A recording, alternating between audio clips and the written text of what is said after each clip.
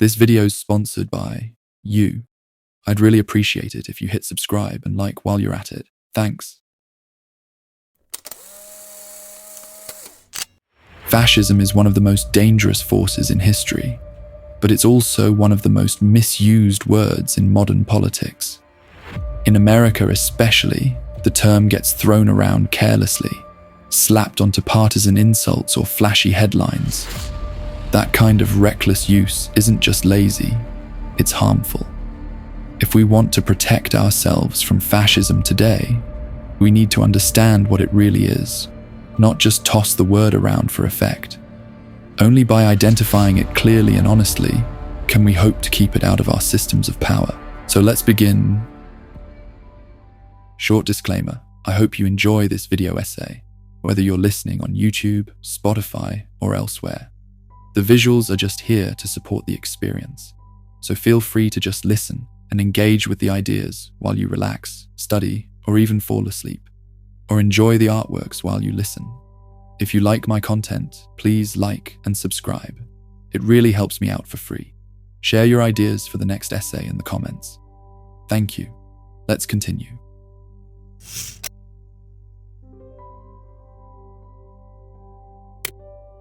If you came here looking for a neat, one-sentence definition of fascism, sorry, that doesn't exist. Fascism can't be captured in a slogan. The historian Roger Griffin probably came the closest when he described it as a political ideology with a mythic core, a rebirth of the nation through populist ultranationalism. It's elegant, yes, but it's also abstract. That definition alone won't help you point at a modern regime and say with confidence, that's fascism. Historians have struggled for decades to lock down a perfect definition, and with good reason. Some people start with etymology, the Italian word fascio, meaning a bundle of sticks. The idea being one stick breaks easily, but bound together, they're unbreakable. That's unity, that's strength, and sure, that imagery fits fascism, but it also fits a dozen other political systems. Unity is the goal of almost every form of governance, so the metaphor doesn't get us very far. Another trap is defining fascism only by the specific regimes that embodied it, like Mussolini's Italy or Hitler's Germany. That's like saying the American Electoral College is democracy. It's not. It's one method within a larger framework. Likewise, fascism isn't just the policies of Mussolini or the brutality of the Nazis. It's the underlying ideology that those regimes share, even if they looked different in practice. And that's the key. Fascism isn't a rigid box, it's a framework. Think of it as a set of recurring traits that show up wherever fascist movements rise. Nazism and Italian fascism weren't identical, but they were both undeniably fascist. At its core, fascism is extreme nationalism, an obsession with the greatness of one's nation. That makes it slippery to pin down, because every nation has its own culture, values, and myths. A fascist dream in England would look nothing like a fascist dream in Mexico. Democracy, by contrast, tends to look similar wherever it appears. Fascism always reshapes itself to fit the nation it grows in. Unlike Marxism, which works toward a classless society, or anarchism, which aims for a stateless one, fascism doesn't have a single clear end goal. Its rallying cry is vague, but emotionally charged, the rebirth of national greatness. Fascist movements are defined less by what they stand for and more by what they stand against. They are anti-liberal, anti-democratic, anti-Marxist, anti-capitalist. The list goes on. But what they support, that's often left deliberately vague, shifting depending on the movement. This is why fascism can feel so hard to pin down. Its methods, silencing opposition, glorifying the state, using violence, also appear in plenty of non-fascist regimes. Just because a government censors critics doesn't make it fascist, even if fascists often use that tool. Still, fascism can be identified. The patterns are there, and historians have mapped them out. One of the most useful attempts comes from Stanley G. Payne in his book, Fascism, Comparison and Definition.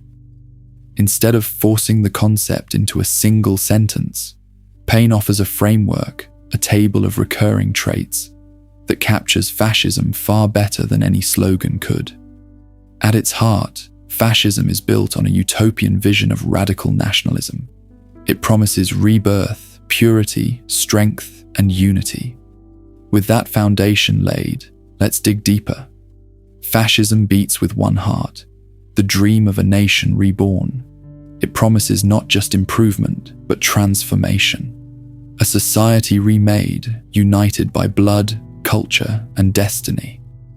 In this vision, the nation sheds its past limits and rises into something entirely new, capable of greatness no previous order could achieve.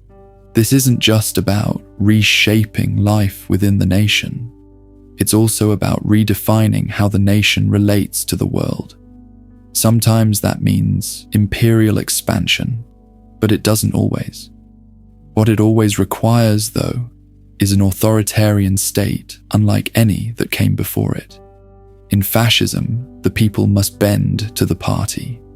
Economically, fascism rejects Marxism's dream of a classless society.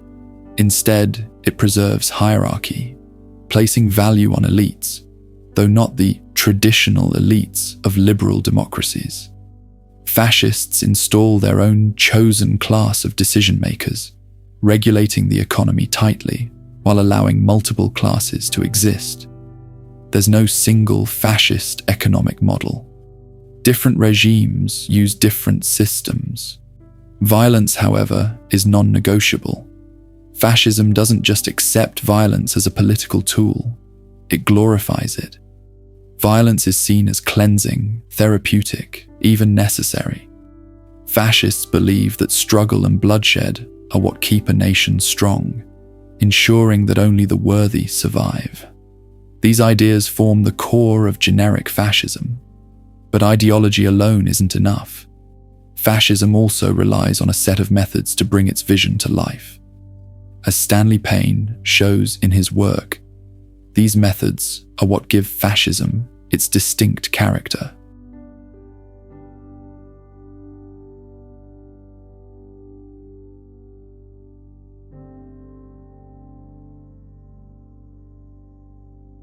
First is mass mobilization. Unlike other authoritarian systems that cling to a small circle of elites, fascism seeks to pull in the entire nation. It stirs the masses, fuels them with myth and emotion, and pushes them into a frenzy of national purpose. Mussolini put it bluntly, "Our myth is the nation. Our myth is the greatness of the nation." To do this, fascism builds a kind of secular religion. The state becomes sacred. The leader is exalted like a messiah, with a following that mirrors religious devotion. Traditional faith is sidelined, replaced by a civic religion of myths and symbols. Sometimes those myths are rooted in racism or anti-Semitism, though they don't have to be. What matters is that they bind the people and the elites into one spiritual movement. Aesthetics play a massive role in this. Fascist movements obsess over symbols, rituals, architecture, and design. Marches, rallies, ceremonies. Every detail is designed to overwhelm the senses, to create mystique, to make politics feel transcendent. The state doesn't just govern, it envelops. Within this framework, gender and age are treated as destiny. Fascism glorifies male strength, dismisses women's equality, and envisions women as naturally subservient. The obsession with struggle and war feeds into this masculinity cult. At the same time, fascism exalts youth over age. Youth embody the revolution, bold, reckless, willing to throw themselves into action. while the old are seen as cautious, tied to the past.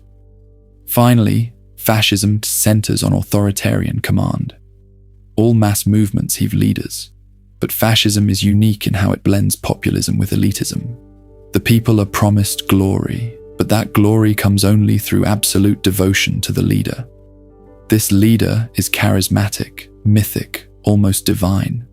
Institutions themselves are militarized, blurring the line between party and army, so that one force, the party militia, embodies and enforces the will of the state. This combination, myth, mobilization, violence, hierarchy, and command, is what makes fascism unlike any other political system. It isn't just politics. It's a movement, a faith, a way of life. The fascist militia wasn't just an arm of the state. It was a symbol. Its presence in daily life was meant to inspire awe, fear, and belonging. It carried the aesthetic weight of fascism, reinforcing its myths through spectacle and ritual. With that, we now have a clear framework: the ideology, the methods, the look, and the feel of fascism. But there's an obvious question here. If this sounds like such a miserable society, how did it ever come to life? What conditions could possibly have created sympathy for such a movement? The story begins on March 23, 1919. In Milan, about 100 Italians gathered under Benito Mussolini at the Industrial and Commercial Alliance. That day, Mussolini formally founded his fascist organization. He often gets credit for naming fascism, but the truth is, similar groups were forming all across Europe. The soil was already prepared. He was simply the first to plant the flag. That soil, of course, was the wreckage of the First World War. The Great War tore Europe apart. A continent once believed to be the most advanced and civilized on Earth had descended into mass slaughter. Millions of young men were gone, and with them, the optimism of an age. By the end of the war, Europeans weren't just wounded. They believed their entire civilization had collapsed. The old world was gone, and no one knew what could replace it. Into this vacuum, three competing ideologies fought for dominance: liberalism, conservatism, and communism. Liberals, led by figures like US President Woodrow Wilson, argued for national self-determination and international peace through cooperation. Conservatives remained cautious, leaning on traditional power and armed force to maintain order.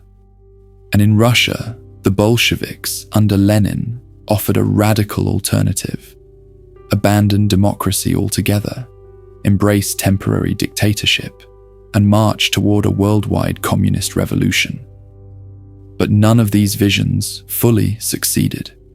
Wilson's liberal peace treaties were reshaped by conservative interests, leaving no one satisfied. Lenin's revolution stayed contained within Russia, and conservatism looked weak, unable to meet the crises of the moment. That failure created an opening for something new, for something dangerous. The words of Italian soldier Italo Balbo captured the mood perfectly. Returning from the front, he wrote, "I hated politics and politicians who had betrayed the hopes of soldiers, reducing Italy to a shameless peace. I would rather deny everything, destroy everything, to rebuild everything from the ground up." Balbo would later become Mussolini's right-hand man. His despair was exactly what fascism fed on.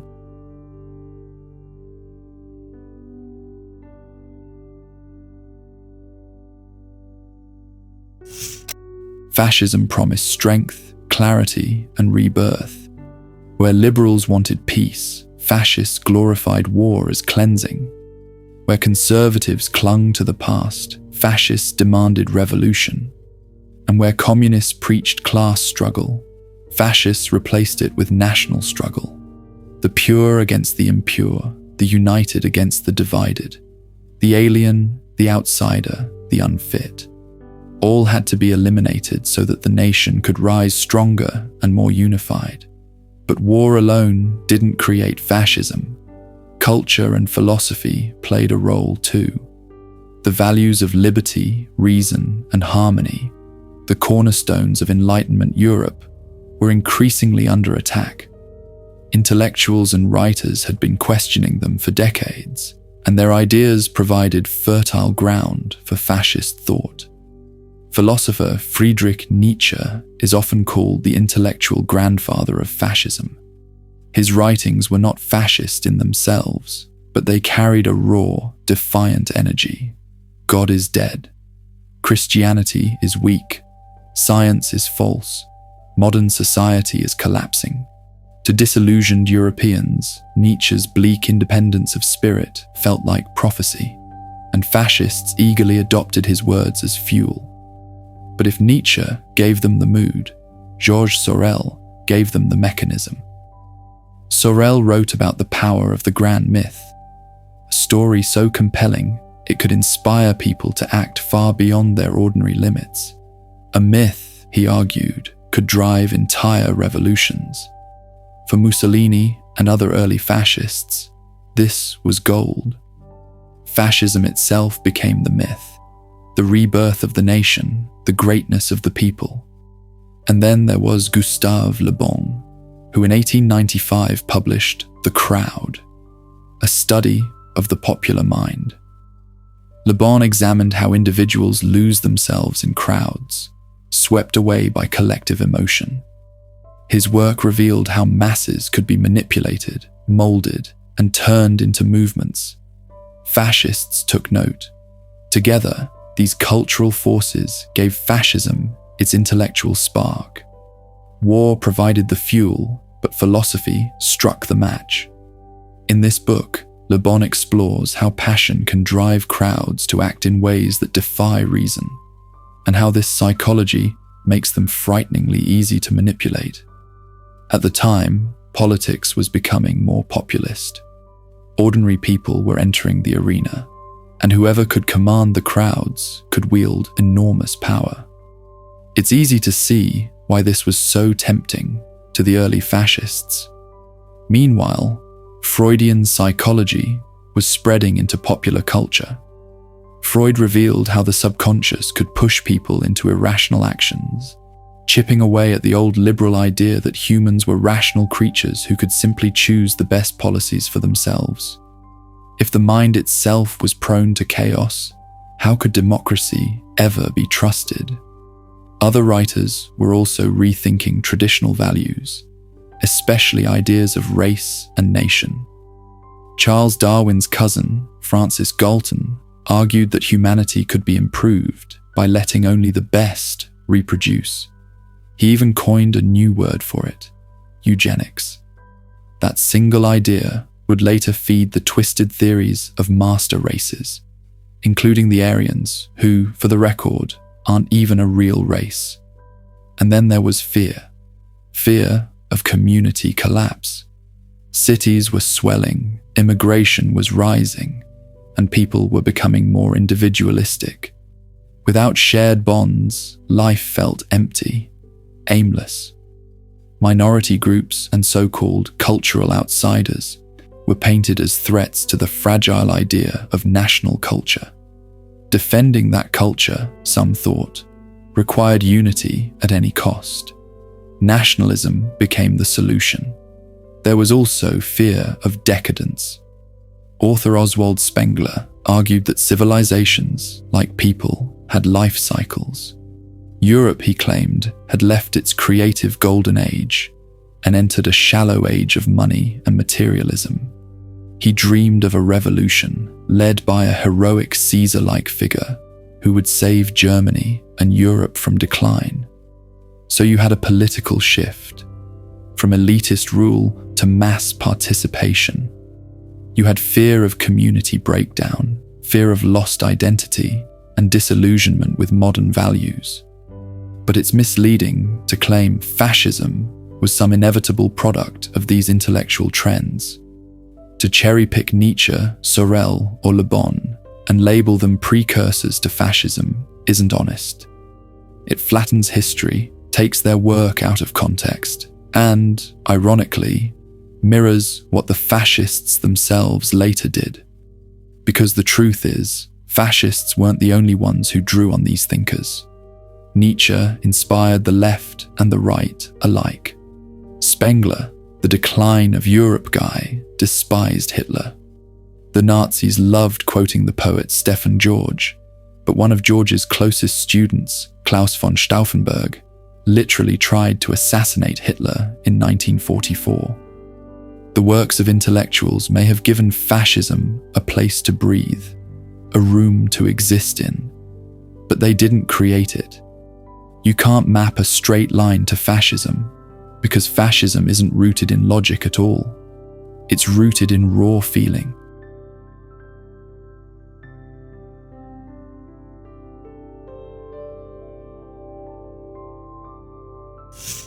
The historian George Moss, who fled Nazi Germany, dedicated his life to uncovering fascism's origins. After decades of research, his conclusion was clear.